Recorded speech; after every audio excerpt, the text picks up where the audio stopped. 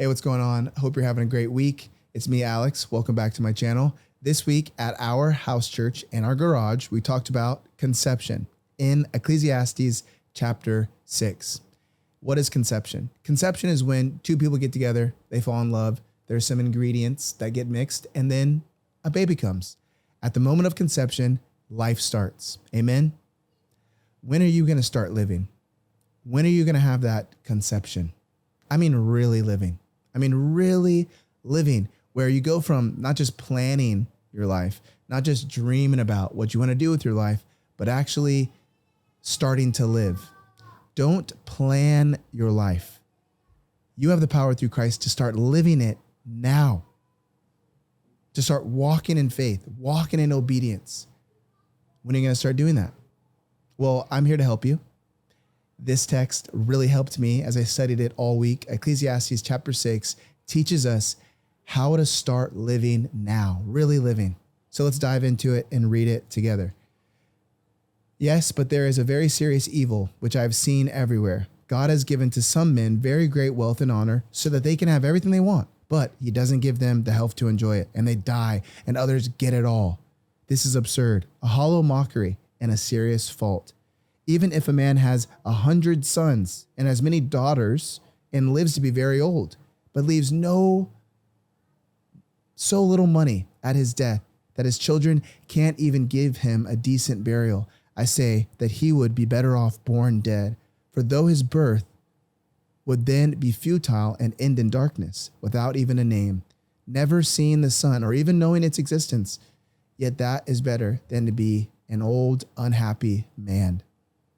Though a man lives 1,000 years twice over, but doesn't find contentment, well then, what's the use? Verse 7, wise men and fools alike spend their lives scratching for food and never seem to get enough. Both have the same problem. Yet the poor man, who is wise, lives a far better life. A bird in the hand is worth two in the bush. Mere dreaming of nice things is foolish. It's chasing the wind. All things are decided by fate. It was known long ago what each man would be, so there's no use in arguing with God about your destiny. The more words you speak, the less they mean, so why bother speak at all? In these few days of our empty lifetimes, who can say how one's day can best be spent? Who can know what will prove best for the future after he's gone? For who knows the future? 12 verses of goodness.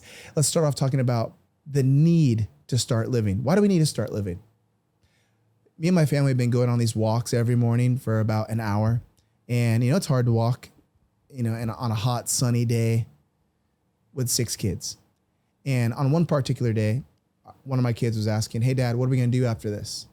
What are we going to do after the walk? And I was like, hey, we're probably going to go to the store. What are we going to get at the store? We're going to get snacks. Who are the snacks for? The snacks are for you. What kind of snacks? Probably going to get some chips. Are they good for you? Are they healthy chips? Yes, they're healthy. No seed oils. They're good for you. What kind of chips? And he's going on and on and on about it. And eventually, the conversation ends and we go finish the walk. We get in the car, AC's blasting. Everyone's happy except this one kid. Dad, where's the chips? Dad, where's the chips? Dad, where's the chips? Over a dozen times. I kept silent. I wanted this child to learn an important lesson, and that is, it's not kind to keep on asking something. It's not kind to irritate others. It's not kind to keep on asking and pestering. And so after about a dozen times, I told him, hey, listen, I want you to be, a young man that grows up to is patient. And that is considerate of others. So that's why you can't just keep out asking. I told you I'm going to get the chips, right? Yes.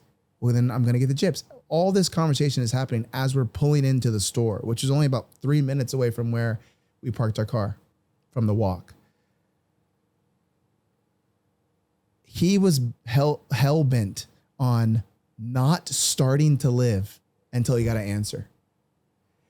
The AC's blasting. Everyone's boosted with endorphins. They're having a good time in the car, except this one child who decides, I'm not going to start living. I can't live. I can't move on until I know the plan, until I know what's next. refusing to actually start to enjoy, to live, to really live, to listen to whatever childish song we're listening to, Bluey soundtrack, to just sit there and enjoy and live. He was hell-bent on not living until he knew the next plan. But isn't that just like us? Isn't that just like us? We want to plan to live instead of just start living in the moment. Meanwhile, life is passing us by. Meanwhile, there's so much that we're missing. So what do? We got to start living. Now, here's the problem with starting to live. 3 things, and he's going to tell us this in verses 1 through 6. Number 1 is riches without enjoyment. As we look at verses 1 through 6, it says, yes, there is but a serious evil, which I've seen everywhere. God has given to some men very great wealth and honor so that they can have everything they want, but he doesn't give them the health to enjoy it. And they die and others get it all. This is absurd, a hollow mockery and a serious fault. Even if a man has 100 sons and has many daughters and lives to be very old, but leaves so little money at his death that his children can't give him a decent burial, I say that he would be better off born dead. For though his birth would be futile and end in darkness, without even a name, never seeing the sun or even knowing its existence, yet that is better than to be an old unhappy man. Though a man lives 1,000 years twice over but doesn't find contentment, well, what's the use? What he's saying here is an example of a man who gets rich but can't enjoy it. He has all this money, but then something happens. Maybe he gets sick. He leaves little to no money to his kids, so much so that his kids don't give him a decent burial. Basically, they're all standing around on their phones waiting for their dead dad to get into the ground so that they could hear the reading of the will. What a horrible burial. He's left with nothing. All that money, but doesn't have the ability to enjoy it. He says he's better off dead. More so, he says he's better off as a stillborn. What's a stillborn? Well, a stillborn is a baby that's been conceived, lived inside the womb of the mother, and then dies, and the mother has to give birth to a dead baby. It's a stillborn. Why would Solomon say that a man like that, all his riches, but doesn't have the ability to enjoy it, is better off as a stillborn? Well, stillborns were not given a name, he says, in Jewish culture. Jewish culture, they wouldn't name the child because they wanted, to experience their grief and then move on. Giving it a name would just increase the sorrow. He's saying if a man isn't given a name, he doesn't really ever actually truly in a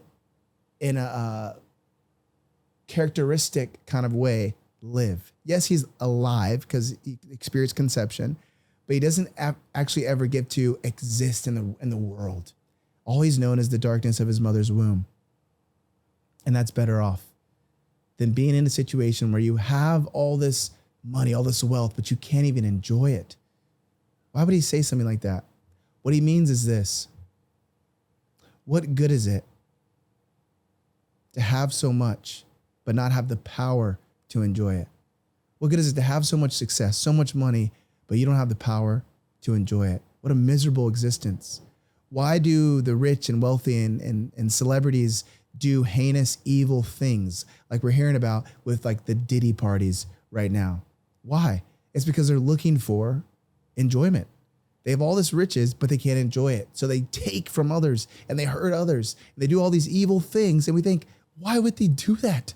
Why don't they just get on a private jet and go to Japan or go to somewhere special? Why do they have to throw these weird parties and do these weird things? They're looking for enjoyment.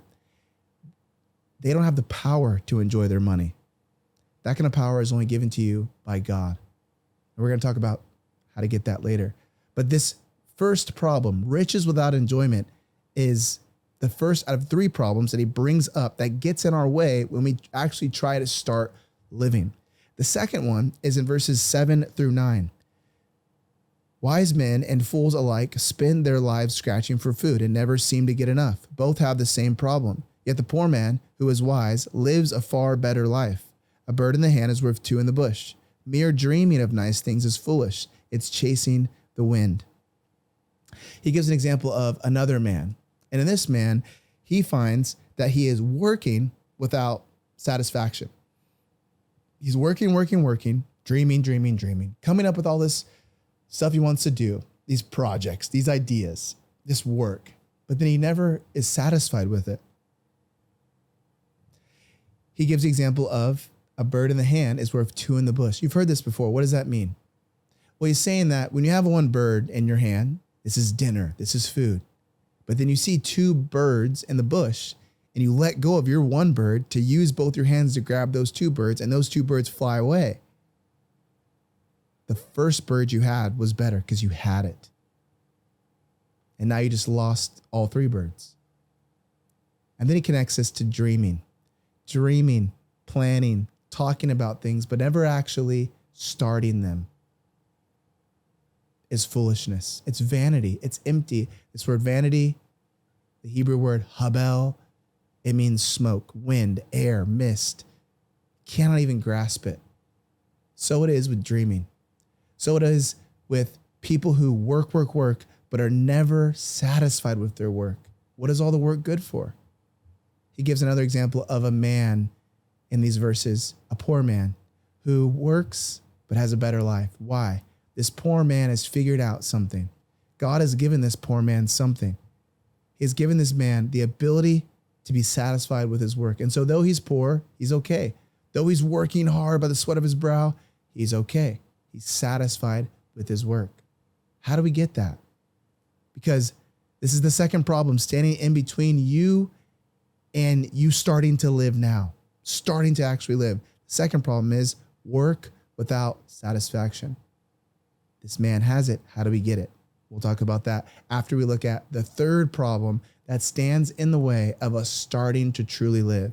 And that is questions without answers. The last three verses, 10 through 12.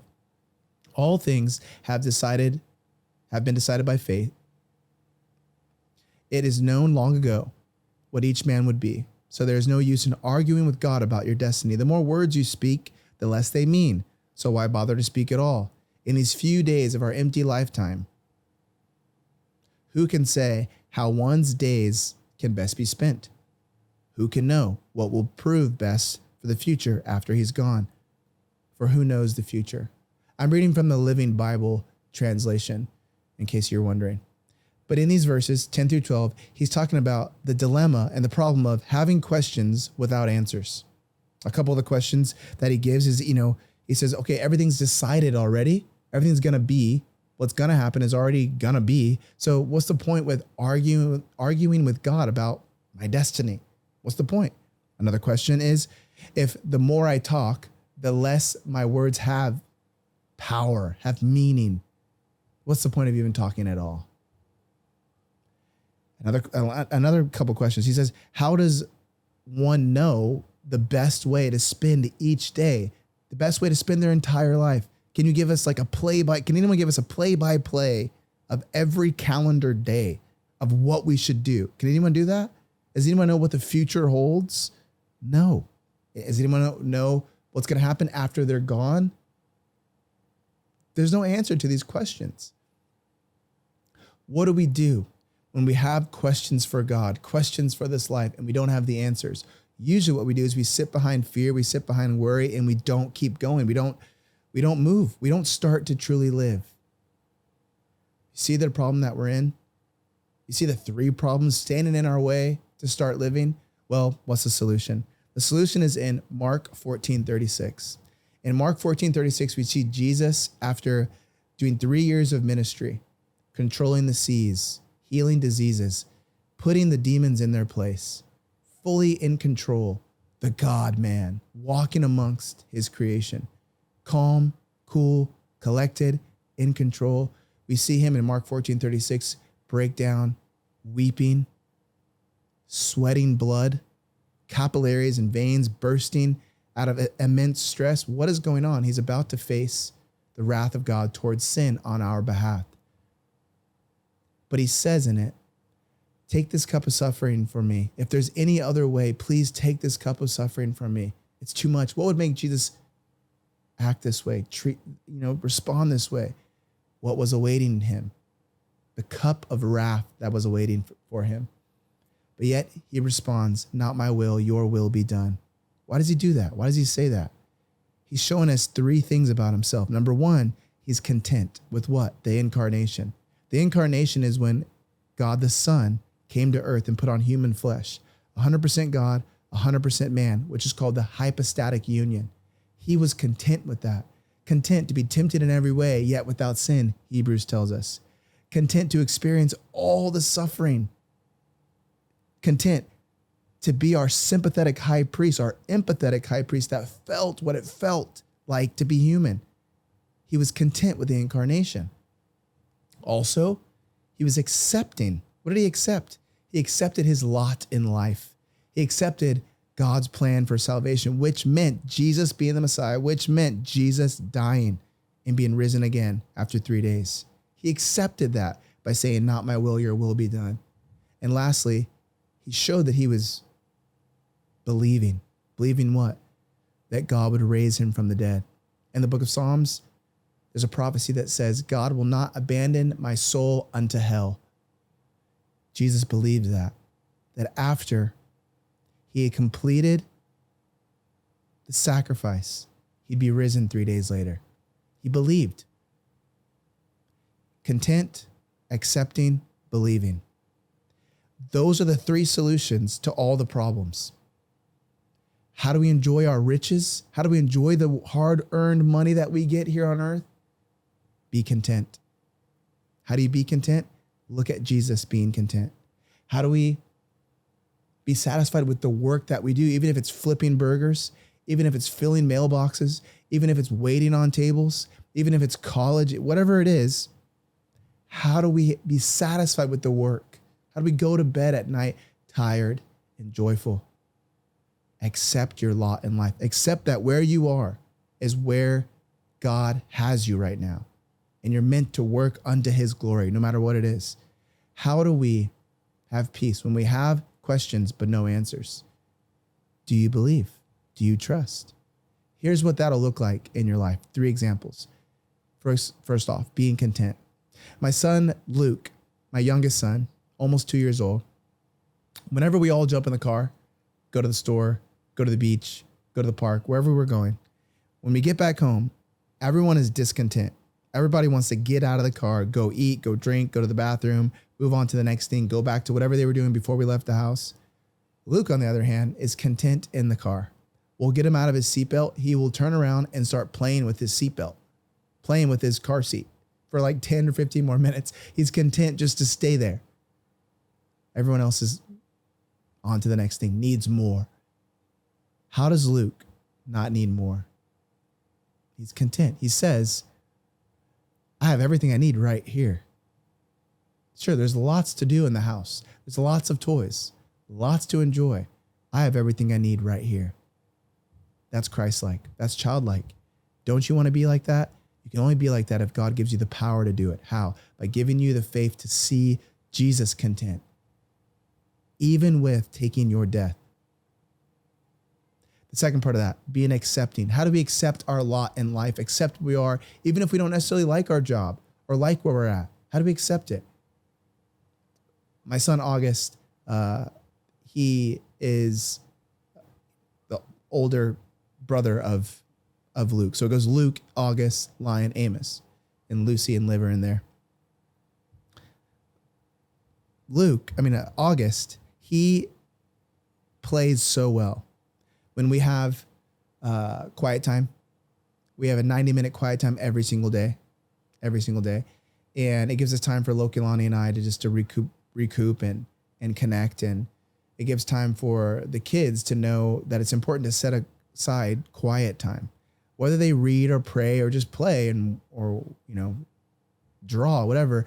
I'm not really so concerned with what they do. I'm just concerned with the fact that they learn the habit of setting aside quiet time. A child's play is their work. Sooner or later, kids grow up, they have to actually go to work. But while they're little, their play is their work. You know what I mean? When August is playing during quiet time, he is playing. He is so invested. He's got the voices. He's got all the characters. He's building worlds. He is really into this play, fully invested. Why? He's accepted that being in quiet time, playing is the highest responsibility and my greatest purpose right now for these 90 minutes. What my parents want for me most to do, well, the world that my parents have set up around me is so fine the way it is that I can zone out the rest of the world and just do this right now. He's accepting his lot in life. He's accepting that where I am right now in quiet time is where I'm supposed to be and what I'm supposed to do. And so I get to give myself fully to this. Wouldn't you like to do that at your work? Even if you don't really like your job, wouldn't you like to just give it your best and experience the satisfaction of your work? To be satisfied with you, to drive home in a great mood, satisfied with what you did at work. Wouldn't you want that? You got to accept your lot in life. You have to accept where you are right now is where you're supposed to be. You can't do that with entitlement. When we're entitled and we think that something is owed to us, that we need more. I'm better than this. How could they treat me this way? How could they talk to me? Don't they know who I am? What a horrible way to live. That's working without satisfaction. Only God can give you the power to see Jesus experience the heaviest work, the most painful work, and accept it. He did that so you could have the power to accept wherever you are. Work unto the glory of God and be satisfied with it. And lastly, believing. How do we believe and trust God so that we can actually start to truly live despite having all these answers unanswered? All these questions unanswered. How do we do that? Going back to that kid I talked about earlier, and I'll end with this. They have been doing a lot better since that conversation, since the whole chip scenario. Now, they'll ask me once or twice about something. And then if they hear silence, they'll take the silence as a sign to start living. They'll take the silence as a sign, okay, mom or dad is busy with something right now. And we spend a huge amount of time with them. And they're homeschooled. We both work from home. They take the silence now as, okay, I can get back to living. I don't need to worry about whatever it is that I'm questioning. And I'm very proud. I want to start saying very pleased. I'm very pleased with that child because they've started to just trust us in that. Sometimes God's silence is a sign to start living. Sometimes if you're not hearing about what's next, you're not hearing an answer, but you have these questions, sometimes the silence is an answer. Sometimes the silence is a sign to start living. How do you do that? Jesus called out in the garden. And what did he get back? Silence. If there's any other way, take this cup of suffering from me. And the Father turned his face away. That silence was the answer. That there was no other way, that he had to die and be risen 3 days later so we could have the power to start truly living. So the question is, where do you need to start living? Where do you need to stop planning and start living? Let's talk about that in the comments. As we talked about it here at House Church this week, it was tons of great small groups, tons of great conversations going on, tons of prompting from the Holy Spirit to trust in him, to accept our lot in life, to be content with what he's given us, knowing that it's all going to be okay. That's what the resurrection proves and promises. Amen. So where do you need to stop planning and start living? I pray that this message helps you and encourages you. If it did, subscribe, like, share it with a friend, rate and review, and go to amenpodcast.com/donate to support this ministry. I love you. I'll see you in the next one. Amen.